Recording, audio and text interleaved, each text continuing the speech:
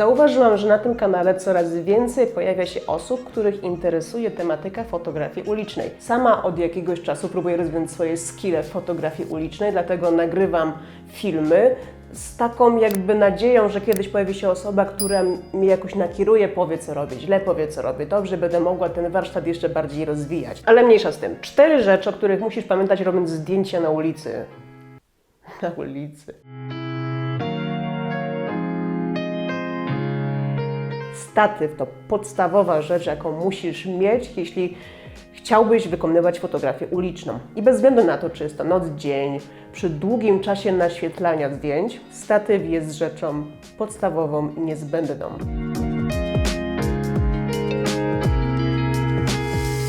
Światło ogólnie jest najważniejszą rzeczą w fotografii, ale w fotografii ulicznej jest to rzecz podstawowa.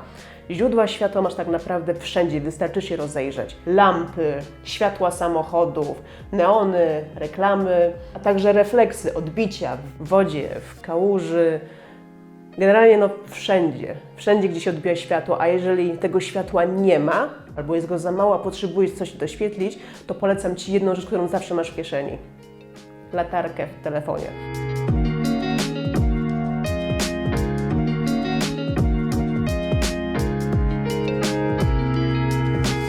Ja najbardziej lubię robić zdjęcia w nocy, wieczorem. To jest moja ulubiona pora dnia na robienie zdjęć.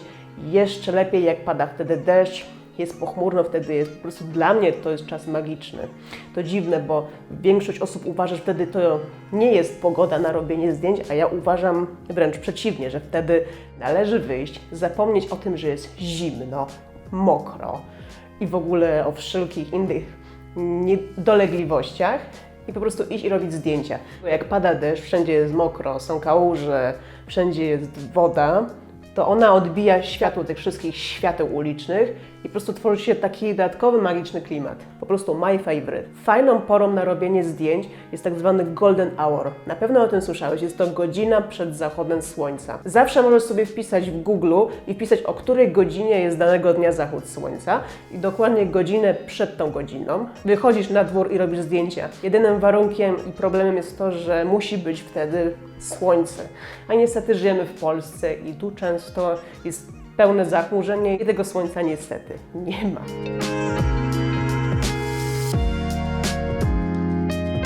Kolejną fajną porą dnia jest zmierzch, tak zwany blue hour to się nazywa. To jest godzina po zachodzie słońca. Wtedy to słońce jeszcze nie do końca zaszło, ale jeszcze jest w miarę jasno, żeby zrobić fajne zdjęcia. Wszystkie lampy, latarnie się świecą, wszystko już generalnie szykuje się do nocy. Jest wszystko ładnie rozświetlone, ale nie jest jeszcze dostatecznie ciemno, więc zdjęcia też wychodzą super.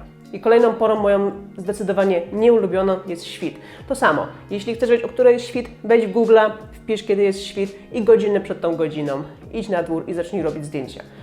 Ja niestety należę do osób, które nie są w stanie funkcjonować 3 godziny po obudzeniu, także dla mnie wstawanie o świcie i robienie zdjęć nie jest żadną przyjemnością, a nawet bym pewnie zasnęła na tych zdjęciach. Także ja zdecydowanie wolę pory wieczorne. A i nie rób zdjęć w pełnym słońcu, czyli tak o godzinie 12.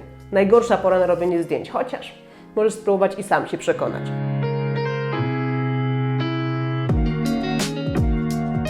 I to, na co wszyscy czekali, o co wszyscy pytają, jaką ekspozycję wybrać do robienia zdjęć ulicznych. I to oczywiście zależy, ale w przypadku fotografii ulicznej, takiej wieczornej, ustaw możliwie jak najniższą wartość przysłony na swoim obiektywie. Czy to 1.8, 2.8, zobacz jaki Twój obiektyw daje najniższą możliwą przysłonę i na taki rób. Dzięki temu w obiektyw wpadnie najwięcej światła, a światła szukamy. Ustaw dość wysokie ISO, ale nie za wysokie, by nie było szumów. Taką minimalną granicą, ale też to zależy od aparatu, jaki używasz. Jest 3200 albo 6400. Takie starsze aparaty, to według mnie nawet jest tolerancja maksymalnie 800 ISO. Ale to wszystko zależy, jaki masz aparat. Żeby uniknąć takich szumów i pracować na małych wartościach ISO, polecam Ci wspomniane wcześniej statyw. Wtedy kładziesz aparat na statyw, ustawiasz ISO 100-200, ustawiasz długi czas naświetlania i wtedy nie masz szumów. A odnośnie czasu naświetlania, to dobierz taki czas, który pasuje do warunków, w jakich teraz tworzysz zdjęcia. Dla obiektów, które się dość szybko poruszają i chcesz ich mieć ostrych na zdjęciu, użyj takiej wartości. A jeśli chcesz mieć efekt takiego poruszenia, Wybierz mniej więcej takie wartości. Ale to wszystko zależy, musisz sam potrenować, poćwiczyć, najlepiej zrobić kilka zdjęć pod rząd i zobaczyć, co wyjdzie najlepiej.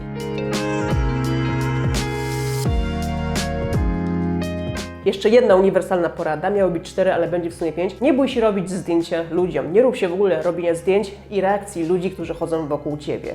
Tak naprawdę ludzie będą na Ciebie zwracać uwagę, patrzeć, co Ty robisz, ale mając aparat w ręce masz pewność, i to Ci gwarantuję, że nikt do Ciebie nie podejdzie. Tak przynajmniej jest w Polsce, że ludzie się boją aparatów, nie wiem, jakby to był jakiś karabin. No i to tyle z mojej strony, widzimy się w kolejnych odcinkach, filmach. Obserwujcie, lajkujcie, szerujcie. Niech to wideo obiegnie cały świat.